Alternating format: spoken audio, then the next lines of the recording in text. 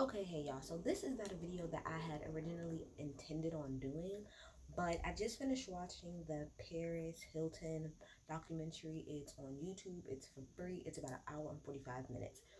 The reason I watched it is because I go up for Paris Hilton. Let me tell y'all. I really go up for my good sis. The Simple Life was literally me and my mom's favorite show when I was growing up. We used to watch it all the fucking time. That famous quote, what is Walmart? Do they sell wallpaper there? Classic, classic, fucking classic, okay?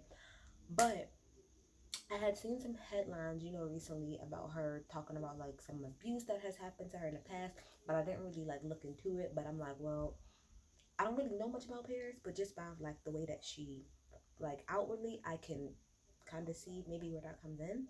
So anyway, let's get into this documentary. I have a lot of notes and a lot of feelings. So we're gonna be here for a good little minute, okay? So we start off, we got Paris, and they're pretty much showing, clips of her back in the day. And if y'all don't know, Paris Hilton was the first, like, one of the first it girls. Like, she was literally, she's like one of the first people to be famous for being famous. If you don't know Paris Hilton, her granddaddy and them own all of the Hilton chains. That's why her last name is Hilton. So she really started that whole wave of being famous for being famous, and the it girl, and that, and when I mean the it girl, I mean just within like the socialite. Like she kind of started the like the it girl of the socialites, like all of the Kim Kardashians and the Black Johnnies and the Amber, all of that comes from Paris. All of that, it would be nothing without her, to be quite honest. And I will say this. Kim did come up a little bit later in the documentary, which I'll talk about. But the only reason I've always liked Paris versus Kim is because I've always felt like Paris, which I mean I've learned throughout this documentary that clearly that's not who she really was. But it just always felt like Paris was never trying to be something that she wasn't, in the sense of she sat in the fact that she was a rich, blonde, white woman. She sat in that. Like she sat in that, and she never tried to be anything outside of that. Kim, on the other hand, we know the whole thing about black people. We can go down a whole thing. But I just feel like Paris, I mean, clearly she was trying to be something that she wasn't. But I'm just saying, like, outwardly, it never showed as if she was trying to be anything other than a rich white woman with a lot of money. And I stand in people who sit in what they are. You know what I'm saying? And even to a degree, that still is who she is. That's part of her, though. That's not who she is fully, but that is part of her. She is still a rich white woman with a lot of money. Lives fabulous. That's kind of the truth of the matter. So, yeah, so we talk. So, in this documentary, we have Paris, of course. We got Nikki Hilton, which is her sister. We got her best friend, which I think her name is Amanda, but I can't remember. And then we have Kathy Hilton, which is her mama. Now, Mr. Hilton, which I can't think of his name, he don't want to be on TV. But the thing about it is, I can never, ever really remember seeing her dad anywhere. Like, I know Kathy because I've seen Kathy a lot, but I don't ever really truly remember seeing their dad around a whole lot. Kathy comes in pretty much during her interview and says, like he's not the type of person, he wants to stay in the background and whatnot. Um, so I learned, because I learned a whole lot of things, but I learned that pretty much, okay, yes, the Hiltons, which is her daddy, they come from like, they built these hotels, they got all of this money. But, however, I think she said there's 8 of the Hilton siblings, right? And the first 5, they all got like millions. Like, I guess millions was passed down to them. But for the last 3, they didn't. And I would like to look into more, like, as to why that is. Like, why is it that 5 of your kids got all of this money, but the other 3 you said, now fuck them? Is it because you felt like after the 5th one, they was all kind of mooching off of you? Did you not have the money to give? I want to understand why 3 of them damn kids was left out. That don't make no sense to me. If there's millions, you can take some of the millions from them 5 and stretch it out across the other 3. So I'm a little bit confused. But regardless of the situation, they pretty much, had to work, to kind of get like the wealth that they have. They started with a small business, kind of worked up. Like I said, then we get to Nikki. I forgot that Nikki Hilton is married to a fucking Rothschild. Whoa, that's money. If y'all don't know the Rothschild, look them up. They own like the world pretty much. Like, y'all want to talk about, I don't believe in the Illuminati, but if y'all want to talk about that, child, they hands is in everything. The hands is in everything. We're talking about, when I looked it up, now this, it said just her husband. Now I don't know how true this is, but the first number I came across was $400 billion. That sounds about right to me. Sounds about right. Like the Rothschilds and the Rockefeller, like that's when we talking a different type of, everybody being all cute with they 1 billion, 2 billion, that's cute. But we talking about, ooh, she got money. She secured that bag. Yes, Nikki. I mean, granted, Nikki got her own money, but that Rothschild, that puts you in the, she in different type of rooms. That's all I'm fucking saying. That's all I'm saying, okay? And she said normally, she wouldn't do in interviews because she hasn't, and that's true. Nikki and Paris, specifically Nikki, has really stayed off the spotlight, a lot. And Nikki was never really super super in the spotlight like she was, but not a lot. But she's pulled back a lot, but she's only doing this because she's like, if we're gonna be real about it, don't nobody know her like I do. So at the end of the day, I'm here for her. So yeah, so we do that.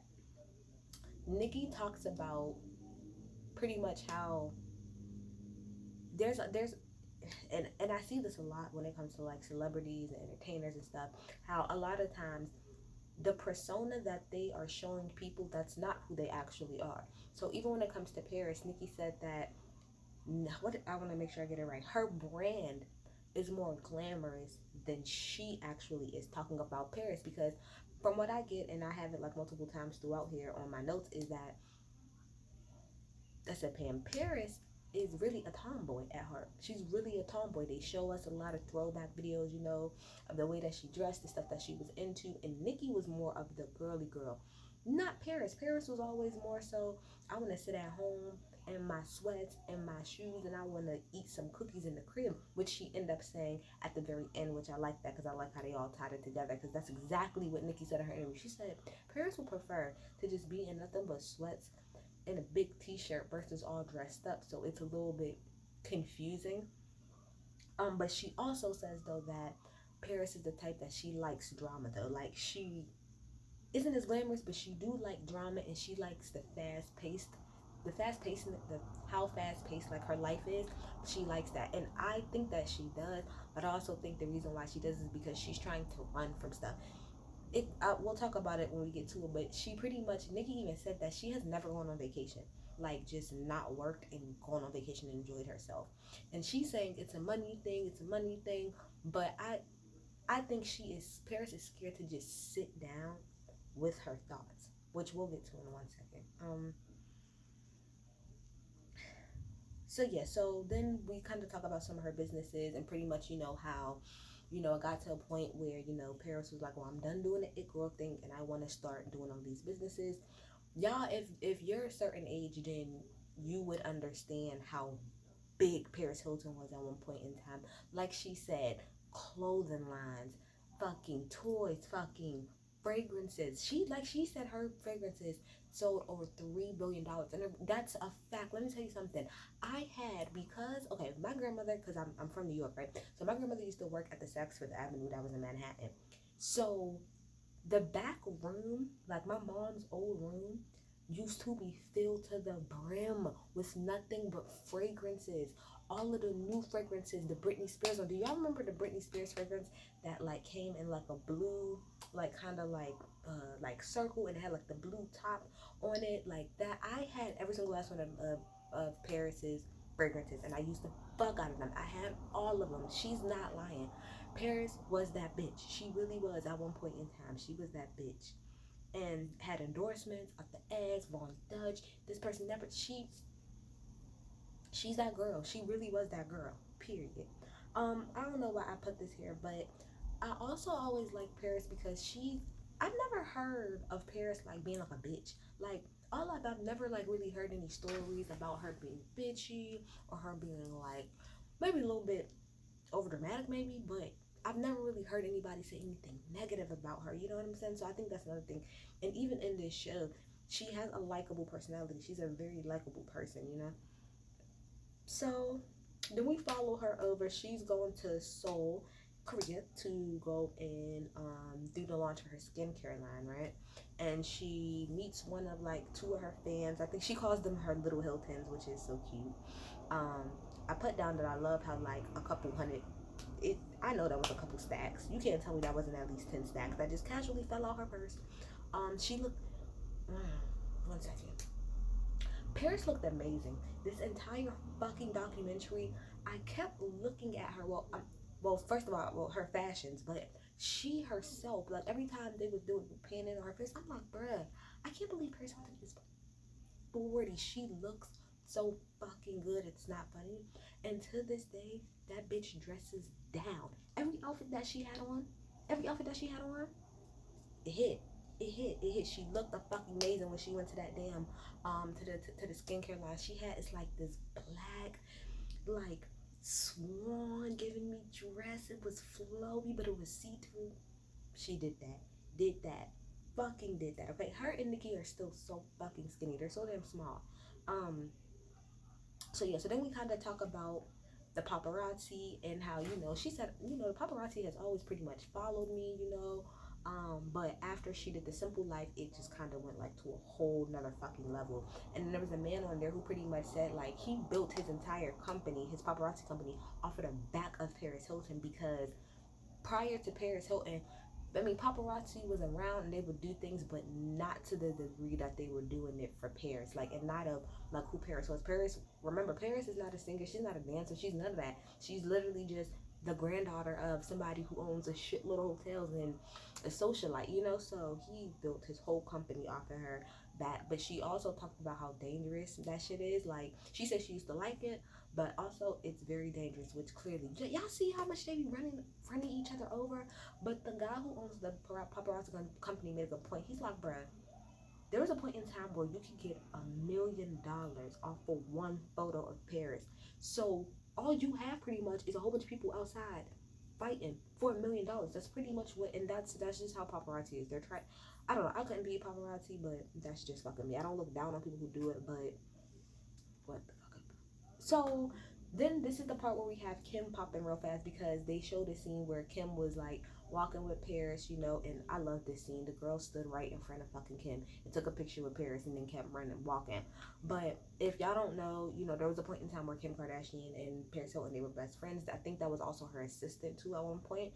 And Kim comes on, she's only there for like 2 seconds, and she pretty much says that if it was not for Kim, she wouldn't be who she is. And I'm glad that she's acknowledged that. We have all said that. She'd be dumb if she didn't understand that. Like she said, she was like, if it wasn't for Paris, like everything I do, I pretty much learned from Paris. Like the way that she, just the way that she brands herself. She said even the people that I've met, she's put me in the right rooms.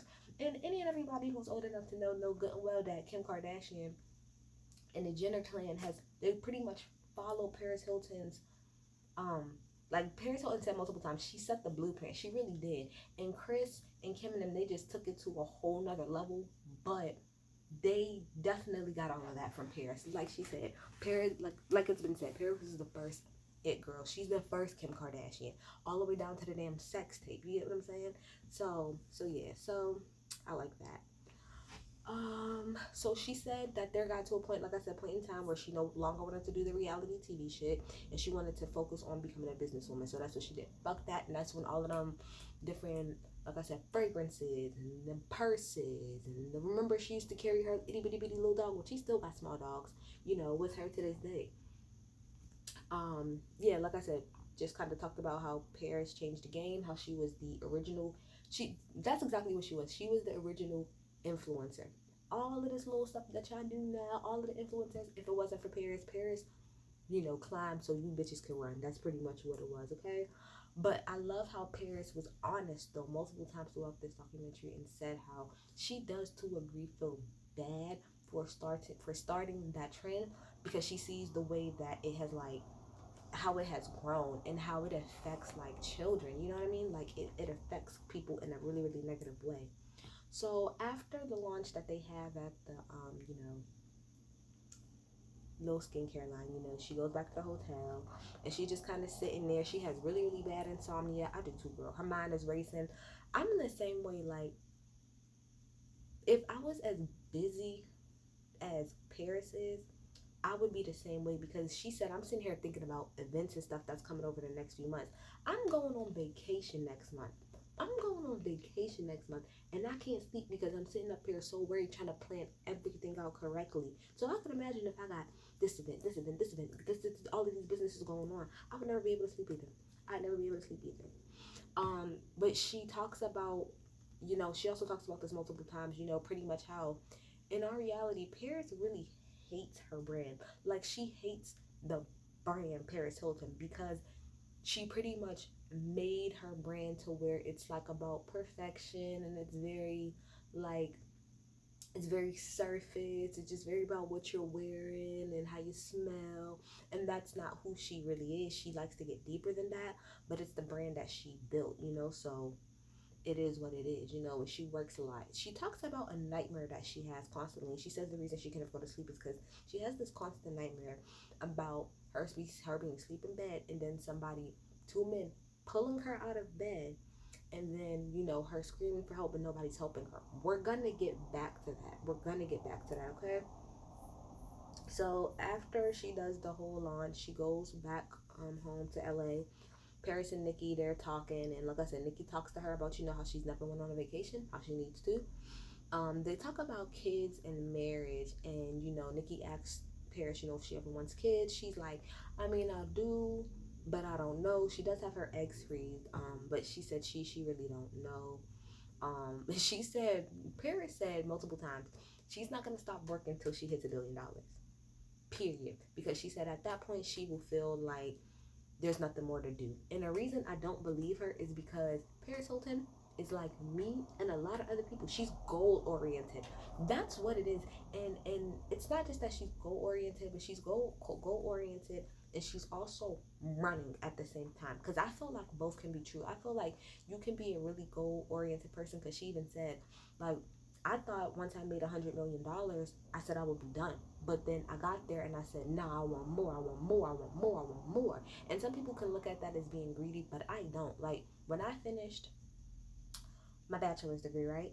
Well, when I finished high school, I was like, all right, that's wonderful, but I gotta go get my bachelor's. Then I finished my bachelor's, and everybody wanted to throw a whole party. No, I don't give a fuck. I need to get my master's. Then I just finished and I got my MBA a couple months ago, and now I'm still like, all right, well, yep, now I gotta go to law school. And once I'm done with law school, it's gonna be like I am that type of person where I don't think there's one time in my entire life I ever stopped and really soaked in what it is that I did and what I've accomplished, and that was the day that I actually graduated from my undergrad.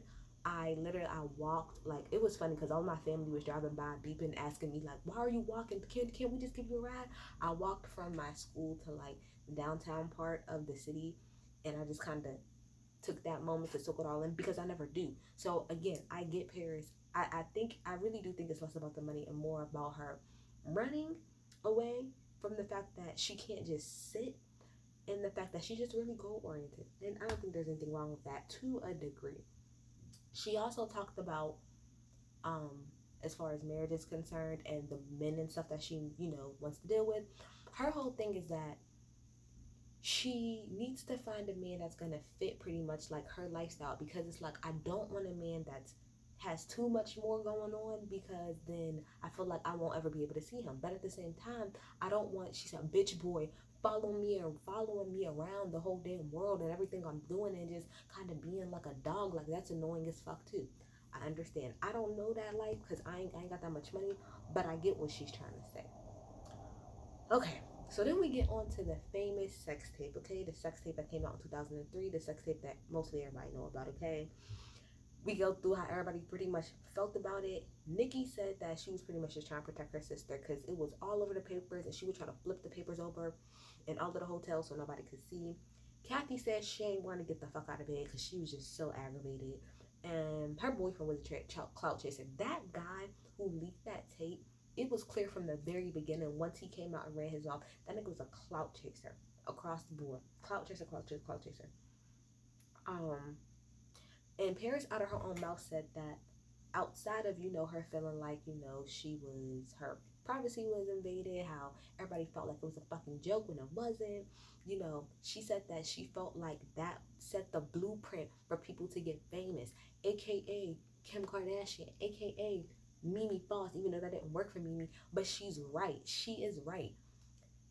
I'm gonna keep bringing up Kim because Kim is the only person I can kind of compare her to right now. But it's like Kim literally had that sex tape. Now I'm not saying that she put it out herself because a lot I don't know that to be true. But look what happened. Kim put out that tape, and then what? She shot the fuck up to fame.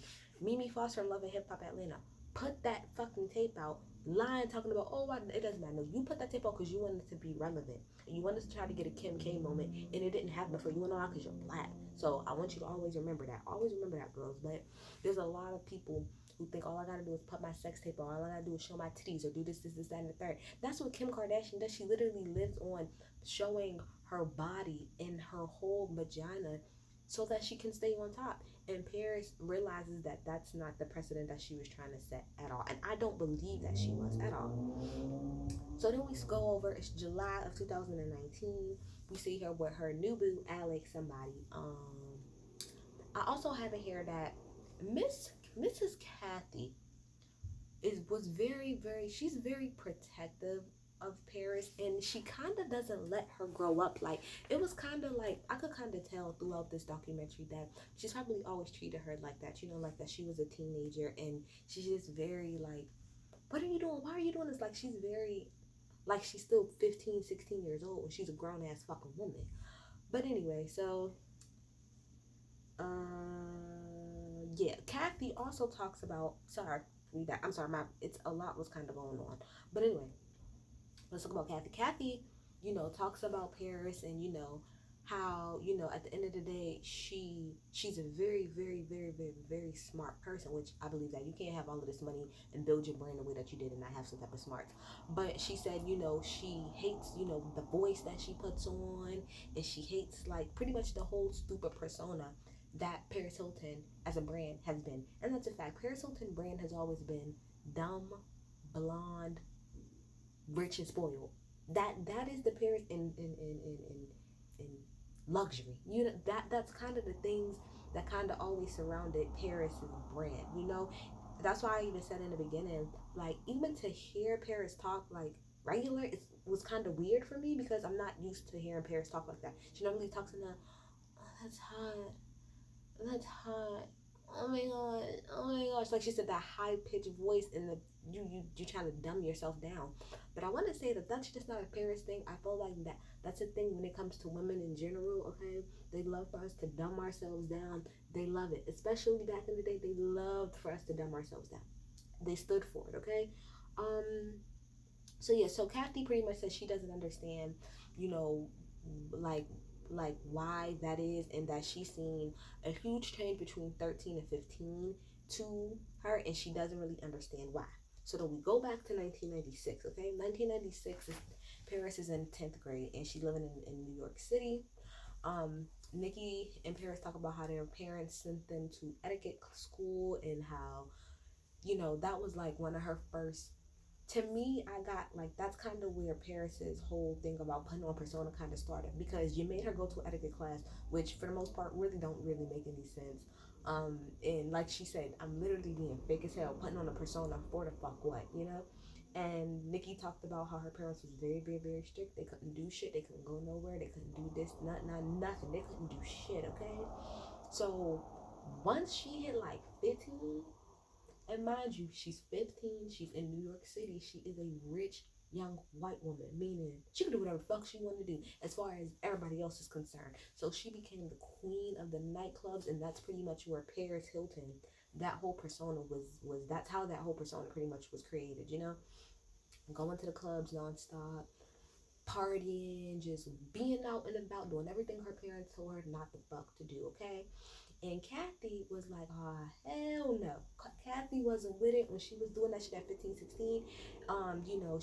Kathy was like, well, I didn't want anything bad to happen to her. I didn't want anybody to grab her or to take her to do any of this, which I do believe that. I do believe to a degree that Kathy was probably very concerned about her kids, because again, you gotta understand, they're worth a lot of fucking money. It's not just the average Joe that's gonna try to get her. Like, shit could get real fast. But I do also believe what Paris said, which is Paris said, I think they was more concerned about their image because you don't want your daughter on the front of page six, you know, talking about she was out here doing this, that, and the third that's gonna fuck up your image. Which brings me to, if y'all didn't see like last night, Bronny, which is LeBron James' son, after they beat the Nuggets, he went on his Instagram story and posted him smoking like some weed. Now, mind you, Bronny is still in high school. I think Bronny's like maybe 15 or 16 years old. And it's like, okay, it's weed to me, so it's not that big of a fucking deal. But point of the matter is, you have to understand whose child you are. You gotta understand the publicity and all of the negative shit that can come from, that you doing that. I'm sorry, y'all. I'm not sitting on the chair because I didn't feel like bringing it because I just moved out of this room. So excuse me. So yeah, so she felt like, so this is when shit get real, okay? So apparently, Kathy and them, and I see this all I see it a lot. Kathy and her husband couldn't deal to bother with Paris, right? And her hopping around the clubs. So they took her ass and they sent her to wilderness boot camp, or what did they call emotionally check? It's one of them boot camps where they pretty much torture your damn child. The kids pretty much that are quote unquote bad and can't nobody handle them. They sent them away. They send them away to places like this. And that's what Paris parents did to her. Which this whole thing like boggled my mind. Like it's I would have never thought, okay? They sent her away to this fucking wilderness boot camp where they had them doing all types of stupid ass shit. And she said her and her friend had ran away. They ran far as fuck. They got caught. They came back. Those people whooped they ass in front of a whole bunch of students. What? And then they talk about, the different times that pretty much Paris tried to get out of all of these different places. And I was counting the different places that they said she was running from. That girl went to over 5 different fucking camps. 5 different fucking camps. Did y'all not stop to think that maybe it's not just... So anyway, she hated her parents because of that. Understandably. And I really need people to understand this threat. And I feel like I don't want to be the person to put this out there, but I feel like there's certain things that were done that Paris didn't talk about, which that's okay because that's her business. That's her business and her right to work with whatever therapist she gonna see. But I want people to understand that when your children when you see a change in your kids, I want y'all to understand that a lot of times it doesn't just, 9 times out of 10, it doesn't just come out of nowhere. And it's not just puberty.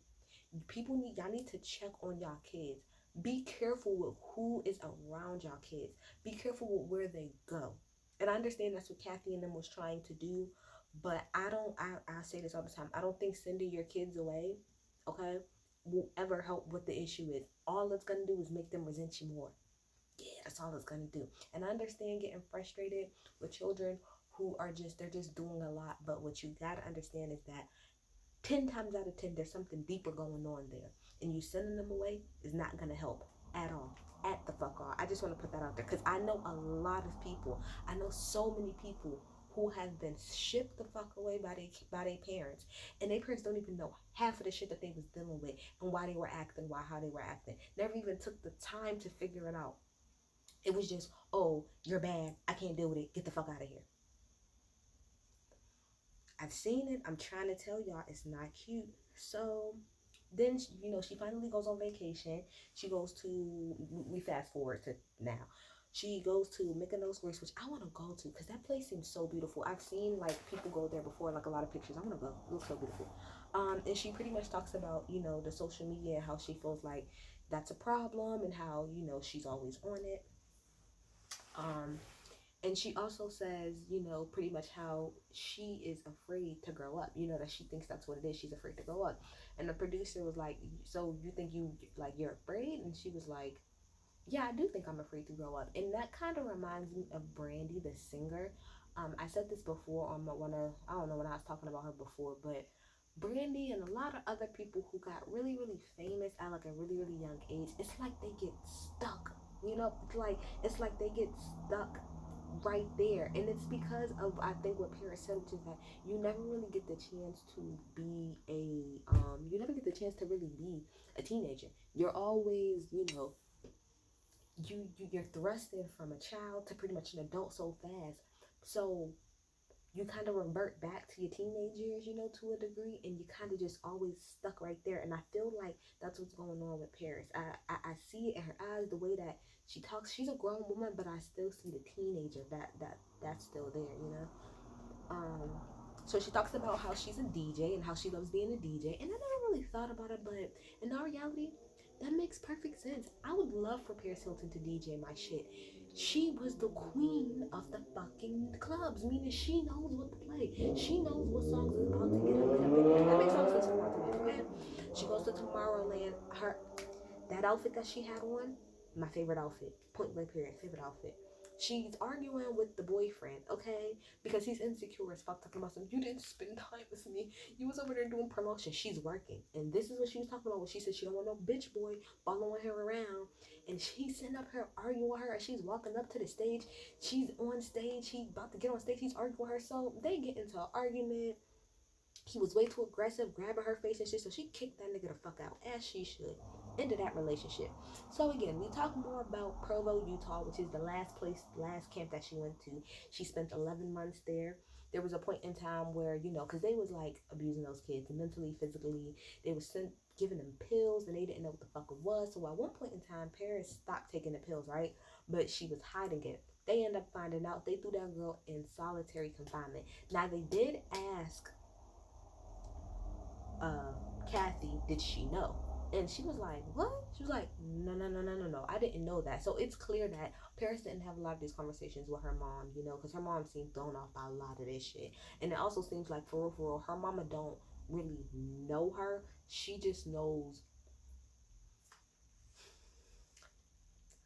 I don't think Paris Hilton mama really know her. I think she knows